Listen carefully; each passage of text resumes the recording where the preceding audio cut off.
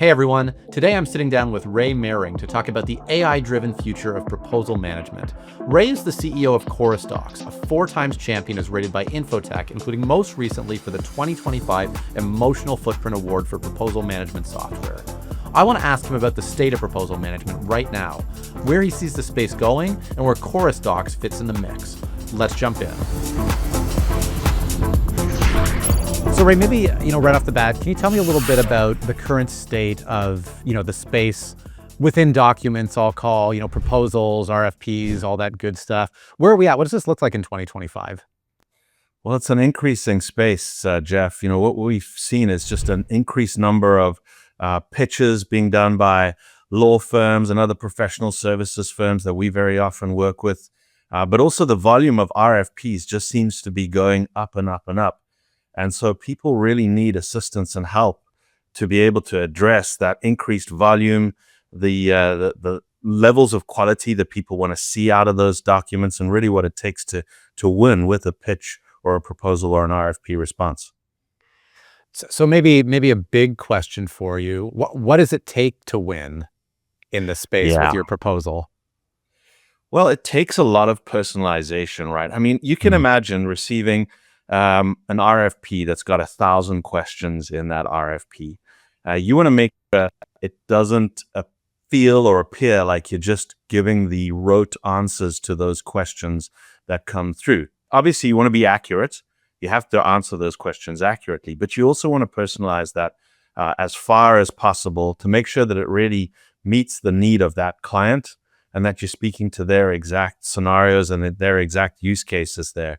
And those are the kinds of documents that ultimately win. I'll call out one more thing. It's not just the answers, but very often it's also some of the graphical elements in a RFP or a pitch that's really, really important. And making sure that those graphical elements, present that document in a very compelling way so people want to read it. Right. So just for my own curiosity, it sounds like, correct me if I'm wrong, it's not just like longer is better, be as thorough as you possibly can. Is it more about crafting a narrative that's visually compelling and, helps you tell your own story? Does that come into play? It definitely does. And there's opportunity to do that, let's say in an executive summary or right in some of the narrative parts of the proposal. When it comes to answering questions, you want to make sure they're tailored, but you really want to be as accurate as possible.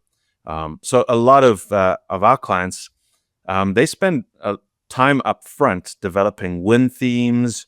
They discuss how they're going to present and position in that RFP or that pitch, making sure they've got all that highly personalized narrative stuff figured out at the start, and then proceed into the actual RFP response or proposal and create from there. Right. There's probably, as we talk, there's probably something worth clarifying right off the bat, which is when we talk about proposals, there's different audiences for this, right? And there's different sides of a proposal. There's, sales organizations trying to put out a proposal, or, consultants, anyone who's actually selling their services versus, more internal teams, technical teams being on the other side of a proposal.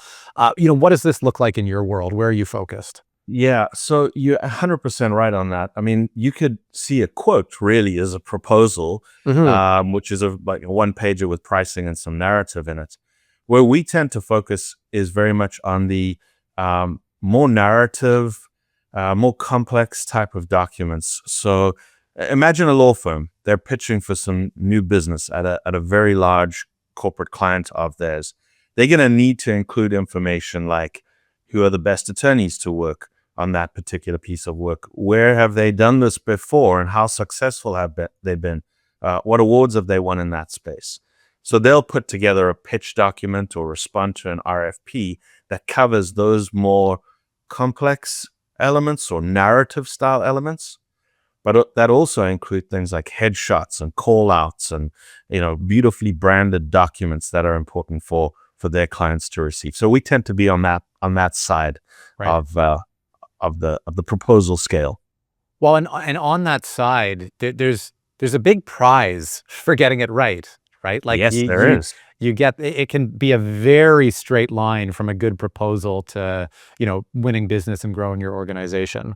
Right. And that's why many of these large professional services firms have dedicated teams that deal with the high value pitches and RFPs that they work on. These guys are working on multi-million-dollar pitches, and their specialized capabilities to be able to go in and respond to that RFP or build that pitch in the best way. So that's exactly where I was going, because I can appreciate a trend or a tendency to see this and say, you know what, let's just as an organization pour money into hiring more proposal writers, maybe better or more tailored proposal writers. Is that the best, most modern approach, or should we think about how we can kind of elevate and empower these people? Yeah, so that's where I think there's an amazing future with artificial intelligence, and we're seeing that coming into play right now.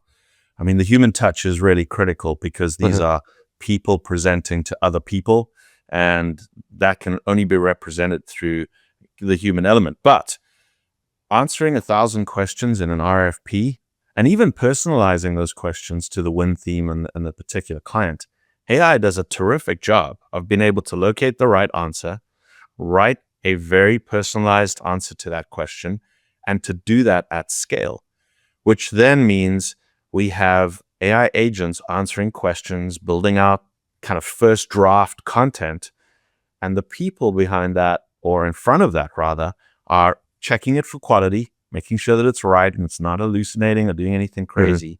And then they're the ones that are presenting that information back to a client, another human. So really, to answer your question, the way to scale is through technology and through artificial intelligence specifically. And in your view with AI, is AI like a productivity hack? Does it enable you to be more efficient and do more?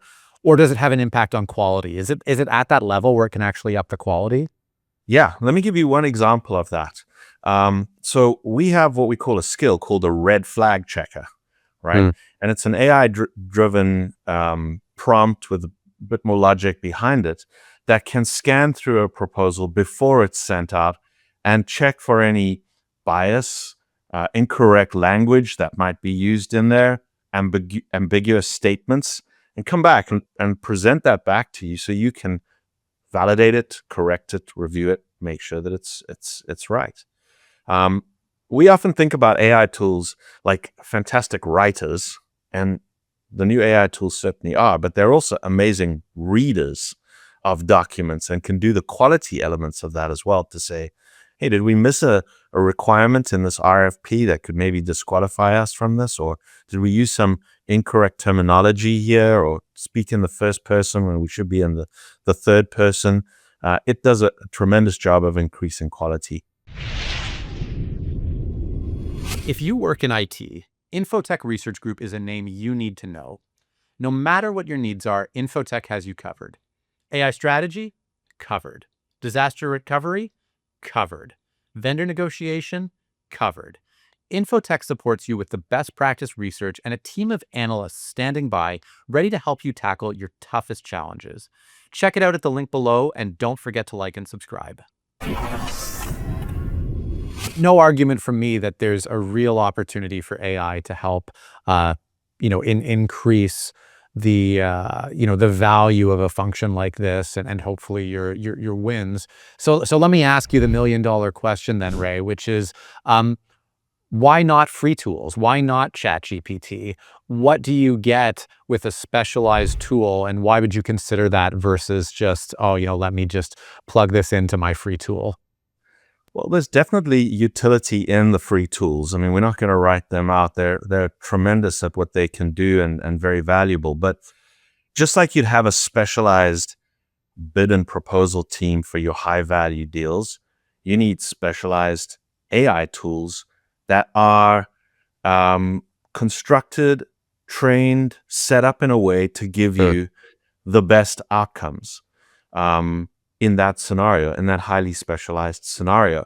We often compare ourselves to, the construction industry. If you want to talk to your general contractor about a general problem, you certainly can go and do that, and they'll have a good opinion and a perspective on, your plumbing and your electrics and your roofing.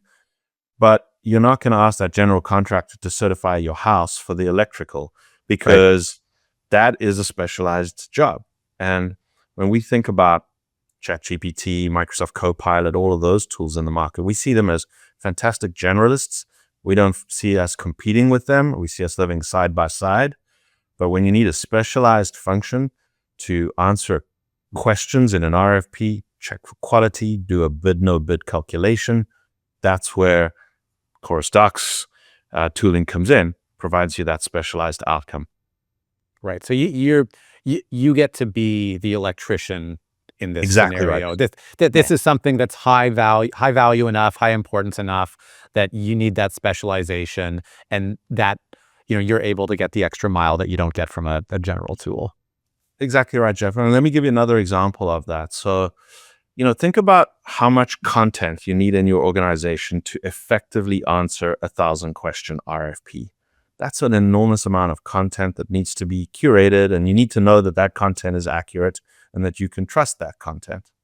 Now, a lot of the generalist tools will ask you to upload content into ChatGPT, for example, or Microsoft Copilot will have you scan every document that you have in your organization.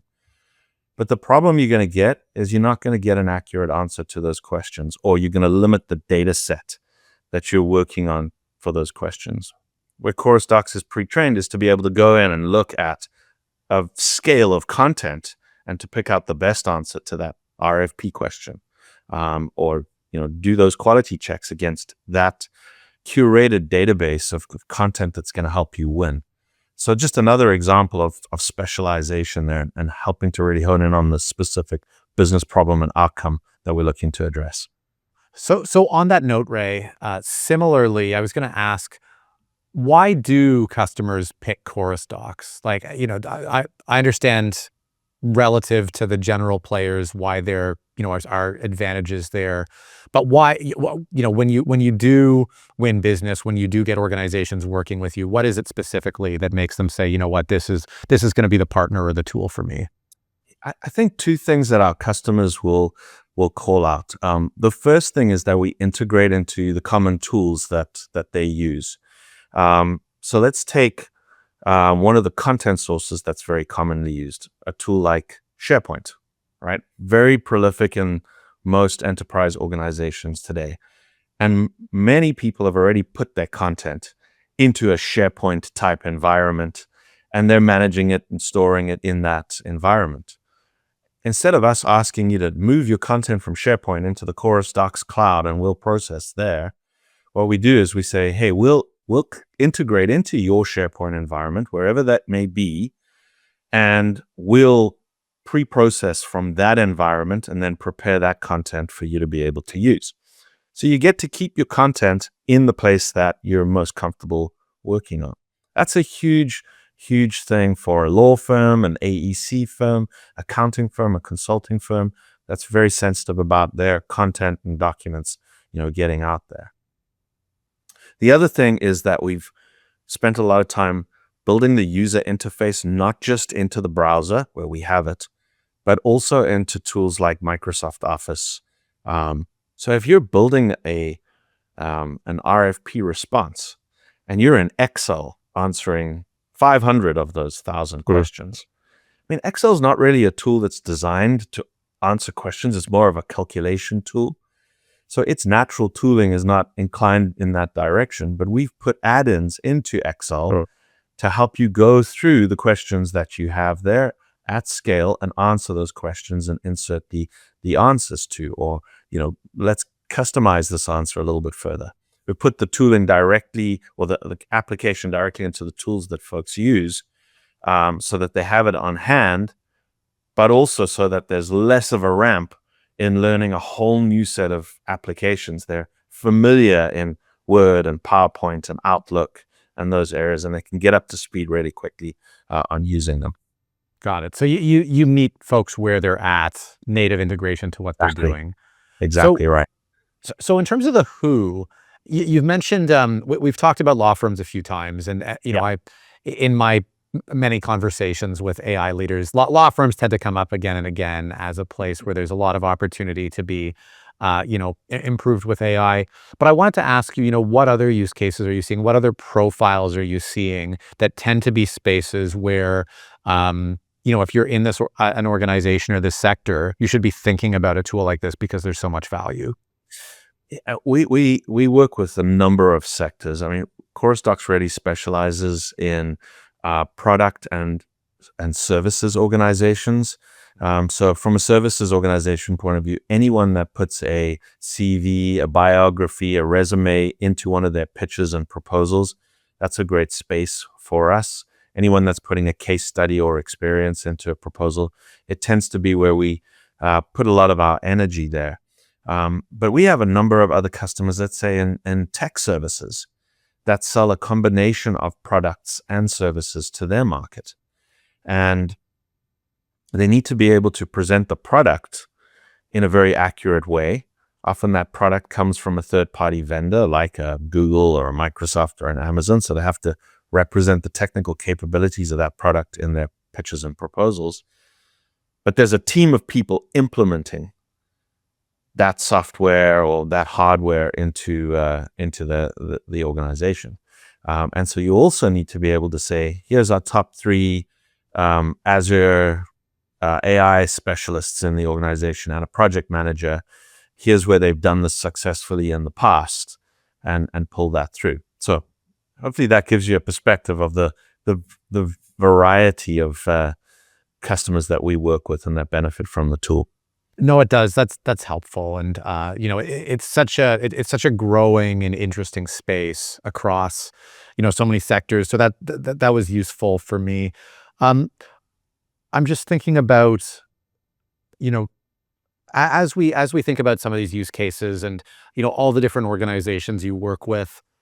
Do you have a particular story you can share of like a really proud accomplishment for being able to see what someone was able to do with these tools, or even like a light bulb moment where like you were like, oh wow, like I hadn't, like that was one of my favorite things when I was working in product, is when people find ways of using your tool that you didn't even think of. Does anything like that come to mind? Yeah, we've been so amazed at how well AI has been adopted and the impact that AI has made in several of our customers. As you can imagine, responding to RFPs, putting pitches and proposals together is a time-consuming exercise. And for one of our customers, they had a specific case where on a Friday afternoon, they were asked to drop everything over the weekend and prepare a pitch for a $20 million deal. Now, I mean, you could just imagine being in that person's shoes. It's Friday afternoon and they get asked to do this. And they're like, this is going to take me the whole weekend and probably even late into the night. But they just implemented the Chorus Docs AI tool. So they went into this AI tool.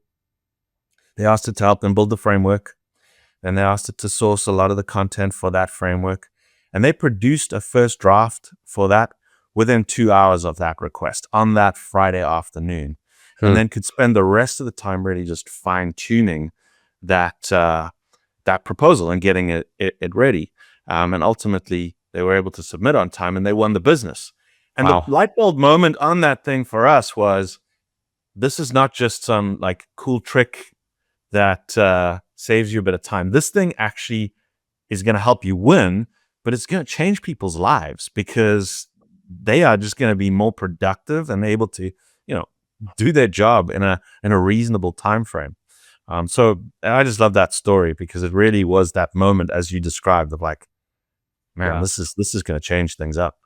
Well, and I have to admit, I had a bit of a visceral reaction to that story as well, because I've been in situations like that. And I imagine somewhere in the way you've had versions of that too, where it's Friday and suddenly there's this big deal riding on this whole pile of work getting done. And, that's just how this stuff goes, right? Because it's last minute, it's high value, and the ability to like short circuit something like that and like save weekends, that's awesome. And the thing that we obviously very focused on the business element of this, and are you winning more and do you have more time? But there is a real human element and to these tools as well. The frustration with scouring through thousands of documents to find the wrong word in that document and go and manually change that word. For a human doing that kind of a task, that is soul destroying work to be doing that, to be opening up hundreds of documents and checking where we've used an old product name and then going ahead and changing that. With AI, you can give an instruction and do that kind of thing within minutes. Right. And we just get so much time back. But the quality of work that we're able to do now as humans is improved, and it makes us happier and it makes us enjoy our work a lot more. Yeah. No, it's awesome. And it's the human side of that. Like, obviously the financial side of it is element number one, but the human element is a really nice cherry on top of that. Yeah. So I mean, AI here, like the cat's out of the bag, right? Like AI is going to implement these, whether or not people use Chorus Docs specifically. AI is here to stay, and like there's kind of no going back in the world of proposals. I'm curious, Ray, if you have an outlook, whether it's like medium term or long term, like where does this all go? Is there going to be kind of a sea change moment here? Is it more of the same where it's just more and better proposals and the quality goes up, or at some point do we actually change the way the proposals are put out and are responded to in like a very systemic way? Yeah, I'm fascinated by this subject and seeing where we go. I think in the medium term, we're going to see productivity gains and quality gains and all those things that we've discussed. But at some point, the process of procuring new software or new services, that process is going to change, and it's going to move towards a more agentic or automated type approach to that. And of course, that might sound scary to someone that's, built a career on writing proposals and RFPs. But ultimately, you can imagine a world where an organization needs to procure a service. They ask an agent to go and procure that service for Right. them. The agent goes and looks at who are the top candidates to do that. And instead of asking or sending a document out to say, yeah, answer these questions and having some human consume that document, it's going to ask the questions of those kind of selling agents on the other end of that, Right. which will be ready and available to answer those same questions back. It'll be far more of a empirical scoring process that will happen in the background. Algorithms will help procurement teams to decide what they want and come back and present a change. I think there's still going to be the human element of, once that's done, let's meet the team that is involved, and do I connect with these people that will be probably using agents themselves? So there's not going to be just a transactional moment there. There's still going to be humans, especially in our space. But the actual process of procuring software and services will move in the kind of medium to long term to more of an agent-to-agent scenario of acquiring new things. It's super exciting, and that's I love hearing you describe it, and it's exactly the world I can sort of envision. I mean, in your mind, you're a lot closer to this than I am. If 2030, is there a decent chance that we could be doing this at scale in 2030? I mean, we're seeing this technology move at a pace like we've never seen it before. So Yeah. I do think that the tech will be there. The tech's probably available today to do that, somewhat of those kinds of scenarios. I think what's going to take the time between 2025 and 2030 is a trust. Like, are we just going to trust these things to go and make these decisions for us? And then just the element of human change. Can we actually move and change ourselves this quickly to be in a world like that? So, in the example that I gave you, I'm pretty sure by 2030, we'll see something like that taking place, maybe in smaller organizations or more nimble organizations. And it might take a little bit longer for the big enterprises to adjust and to shift. Right. It makes sense. It got me thinking though about, that this like uneven distribution of change and the future. There's an old Arthur C. Clarke quote about the future is here, but not evenly distributed. Correct. There's a sector we haven't talked about yet, which is government or public sector. Right.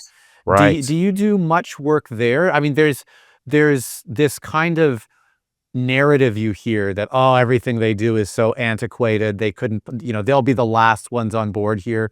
Has that been your experience, or to what degree are they, a market that you're seeing? Yeah. So we don't work directly with the government sector ourselves, but we work with several other of our customers that actually work directly with government organizations around the world, and there's definitely a kind of slowness in the adoption of those areas. But I think at some point there's going to be a forcing function. I don't know what that forcing function is right now, but it's going to force everyone to kind of step to this and move in that direction. And there will still be some laggards, countries and federal organizations that will be laggards in this area and wait. But it does seem that there's going to be a progressive movement there with some forcing function in that area. Go ahead. Yeah, I was just going to share, a story from back in the day. So when we first started Chorus Docs, we didn't have AI in the tool yet, but we were pretty innovative in allowing customers to be able to, insert content and run searches and find past content. And I'll never forget working with one customer and pitching to them. This must have been like in the, I want to say early 2010s. And they said, well, your software is never going to work for us because we work with government agencies and they expect us to handwrite our proposals back to them because they didn't trust at that point in time that a machine was going to kind of write it out. They wanted to see that there was a human involved in this thing and handwrite it. And that story, I kind of locked it away. But as we've been talking about AI, I was thinking about that again. At some point, we are going to have people that want the handwritten, old school way of writing a proposal. But that's going to be as ridiculous as expecting someone to literally grab a pen and write it out was back in 2010s. It's going to move in that way. So things are going to shuffle fast. Yeah, it's a crazy time, and with that, you talk about this kind of forcing event. It feels like this is a real opportunity for survival of the fittest, right? especially on the supplier or the vendor side.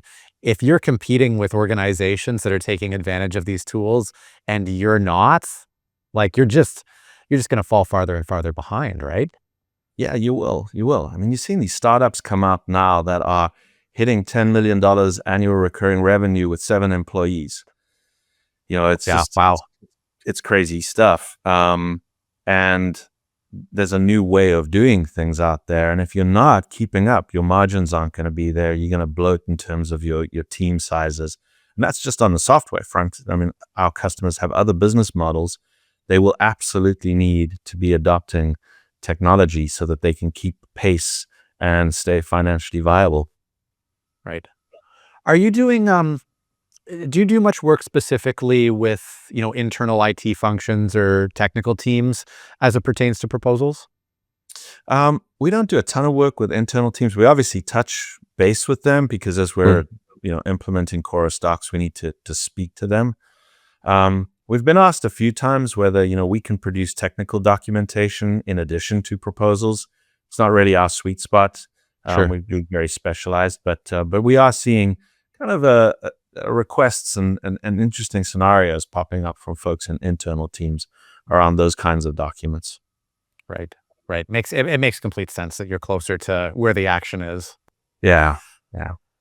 So, I don't mean to over distill this, but I do want to ask you, for leaders who are in the proposal space, or they're looking at this type of tool and are in the business of winning, what's your best advice for them in terms of how they should be, thinking about this space going forward? Well, I would say think about how much more productive your team would be, or how much more you could win if you were able to go out and hire 20 junior readers and writers. What would that do for your business? It would obviously substantially improve that. Now, just employ or deploy AI into that same space, and you will get that same productivity gain. So if you kind of think about it in that light, it will help you to see the value of implementing a AI tool that specializes in proposals. Right. And you said something really important there, Ray, that I don't want to lose sight of, at least in the present day, which is you did say junior, right? So this is not yet replacing, oh, you don't need seasoned folks anymore, but it's saying we can build the equivalent of a team around them. Yes, exactly right, Jeff. We still need those seasoned professionals. It is still infantile in many ways in the product, and I think the best description is a junior at this point. We're seeing them get better and better, but they're still like that. But a lot of what those senior folks do is they work on the strategy, the win themes. How are we going to win this deal? And that's critical. That cannot be done right now by AI or any of those tools. They can give you frameworks, it can ideate for you, but you know the customer or the client, and that's really critical for a human to play that role. And then be familiar enough with the content to present it as well. Right. You need that judgment in the mix. Yep. You do. Yeah. It's exciting to see the speed at which it's innovating. Absolutely. Those people. Yeah. Absolutely. So on the flip side of that, in this space, are there any, is there any conventional wisdom you've heard that you think is just absolutely bunk, or any technology that people are talking about that you think is completely overhyped? Well, I think what's been interesting for us is just seeing this whole prompt engineering space come up. And I think it creates a fair amount of concern and fear in the users of artificial intelligence, right? So teams are saying to us, well, we have to spend a lot of time and energy learning to prompt. Right. And that's true. I mean, basic prompting skills are critical. Understanding how an LLM works, what RAG is, those things, those basics are there. But do you need to almost become a code level prompter to use these tools? No, in our opinion, you don't. For two reasons. One, the basic stuff, it does pretty well, and it's getting better and better at just understanding human requests and how we ask those natural language requests. But number two, when you're using a specialized tool, that specialized tool, which should come with some pre-built routines, you can call them agents if you want, where the prompting has been perfected and done by specialized prompt teams, not just the prompts, all the stuff around that, so that when you need to do a red flag check, you're not building out this massively complex prompt yourself. You're calling on the agent to do that, refining it with some basic prompt points, but it knows how to go and, really get the best out of the LLM. So I think there's a lot of, prompting to me, it's been a lot of the discussion we've had internally over the last 6 months, and what's the future of this and how deep do you want to be? I think there's a need for the basic skills, but a movement towards having these agents actually do more stuff themselves. So for people who think they need like a $200K a year prompt engineer, you're saying forget it. That's not where the technology is going. That's not where the technology is going. No. Yeah. I think the basic skills are important. The agents need to take care of the rest. No, I love it. And I'm like you, so excited for the world where they can do more and more of that. And, we can have teams that are spending less of their time just doing the grunt work of putting these together, and more thinking on the themes, and just, making sure that even the people who are trying to requisition the stuff just get the right, they get the right solution. Exactly right. Yeah. It's it was super exciting to see the evolution. And of course, almost every, couple months, there's something new coming out and new happening. So my advice as well would be just stay up to date, because this is going to move very, very quickly. We need to just, keep reading and keep learning and be curious. I think you used that word a few times. That's absolutely critical as a career attribute, is to be curious. Hey, Ray, this has been super insightful. I really appreciate your overview and your thought leadership on what's going on in this space. Thanks for a great conversation. Thank you, Jeff. I really had a great time chatting with you and appreciate the opportunity.